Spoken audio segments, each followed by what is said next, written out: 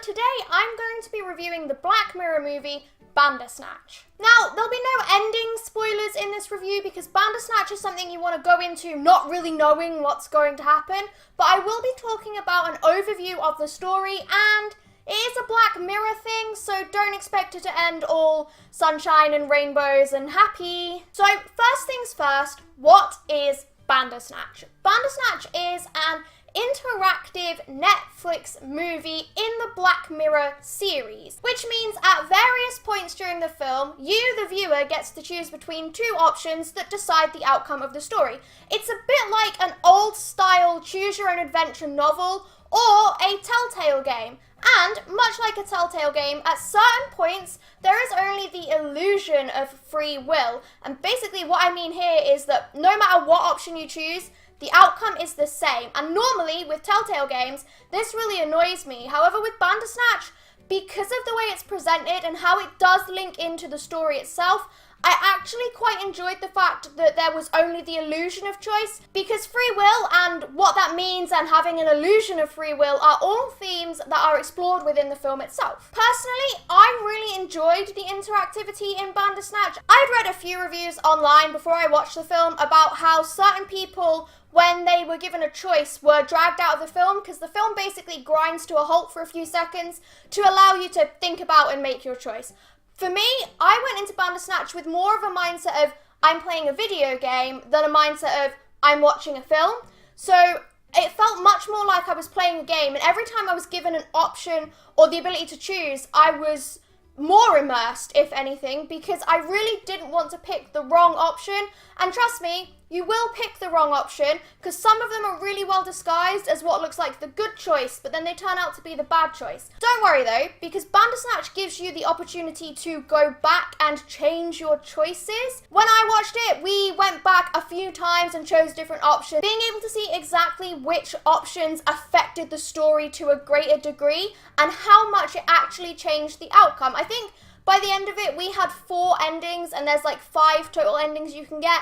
I think, I'm not 100% sure, but I know we got 4 definite endings. Now, onto the story. Bandersnatch follows 19-year-old video games developer Stefan as he is trying to adapt the absolute doorstopper of a choose-your-own-adventure novel called Bandersnatch. Much like the book that he is trying to adapt, Stefan's story can progress in multiple different ways down various and very different paths depending on what choices you, the viewer or the player, choose. Now, these paths can be somewhat bittersweet all the way through to downright miserable. It is Black Mirror after all, so something tragic's gotta happen somewhere. No matter what path you lead Stefan down though, you always end up with an interesting and compelling story. I really enjoyed being able to go back through Stefan's story and change things when I was given the option to change my choice, and I really enjoyed the fact that 9 times out of 10, the choices ended up going in completely different directions and showing you a completely different side of the story. It was really cool. The story is also helped along by a character called Colin Rittman, who is played by Will Poulter.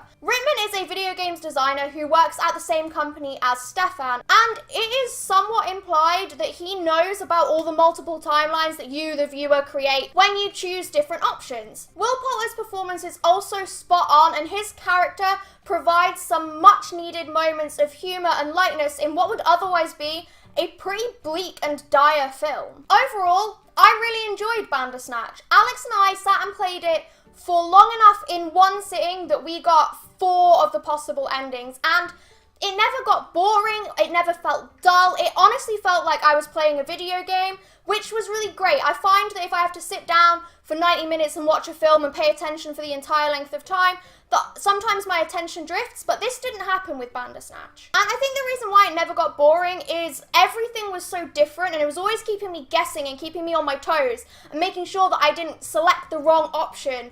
And I thought that was really cool because, again, it's that whole my mind wasn't able to drift because I had to pay attention to everything to make sure that I didn't choose the wrong option.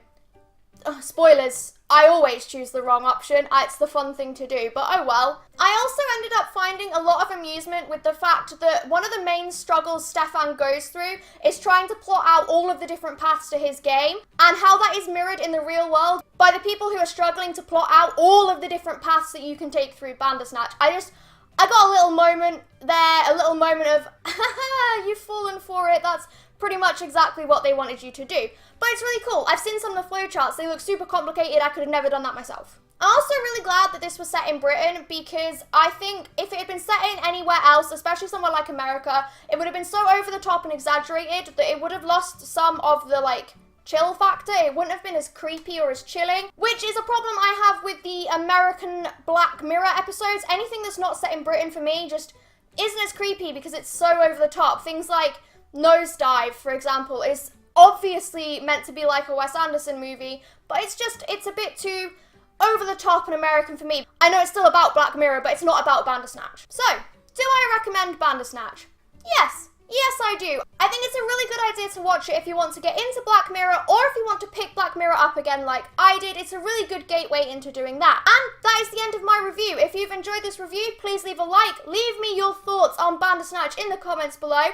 Oh, and tiny hint for you, when you get the chance, definitely pick Netflix. You will not regret it.